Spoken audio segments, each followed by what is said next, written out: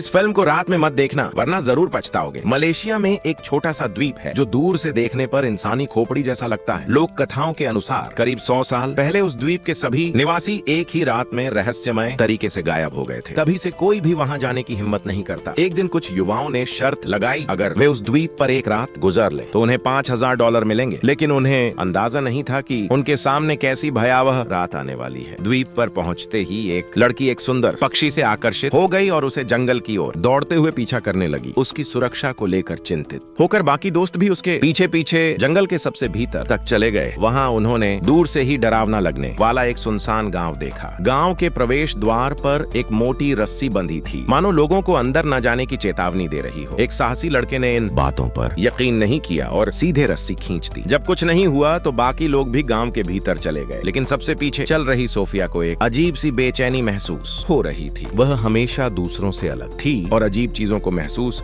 कर सकती थी। शाम ढलने पर उन्हें एक घर मिला। उन्होंने उसे थोड़ा ठीक ठाक किया और वहीं रात बिताने का फैसला किया। शुरुआत में सब कुछ सामान्य था और सभी जल्दी सो गए। आधी रात को अचानक घर का दरवाजा चरमराया। फिर जंगल से एक करुण दिल चीर देने वाला रोना सुनाई दिया। कुछ देर बाद वही आवाज सोफिया को जगा देती है। वह आवाज का स्रोत ढूंढने के लिए उठती है, लेकिन पीछे मुड़ते ही एक अजीब दृश्य देखती है। उसके सभी दोस्त सीधे बैठे हैं, आंखें कसकर बंद। सोफिया उन्हें पुकारती है लेकिन कोई जवाब नहीं देता। फिर वे एक एक करके लेट जाते हैं। सोफिया घबराकर चौंक जाती है। पता चलता है कि ये सब एक बुरा सपना था। सुबह हो चुकी थी। उसके दोस्त सामान समेट रहे थे और तय योजना के मुताबिक लौटने की तैयारी कर रहे थे। वे समुद्र तट पर बचाव नाव का इंतजार करने लगे। उसी पल सोफिया ने देखा कि उसके फोन की गैलरी में अचानक एक तस्वीर आ गई है, बिना किसी वजह के। तस्वीर में वे सभी लोग पिछली रात की तरह कतार में लेटे हुए थे। तस्वीर देखकर सोफिया घबरा गई। जब वे गहरी नींद में थे, उनकी फोटो किसने ली? उसके दिल की अशुभ आशंका और भी गहरी हो गई और वह तुरंत वहाँ से निकल जाना चाहती थी। लेकिन शाम तक भी बचाव नाव नहीं आई। बाद में पता चला कि जिस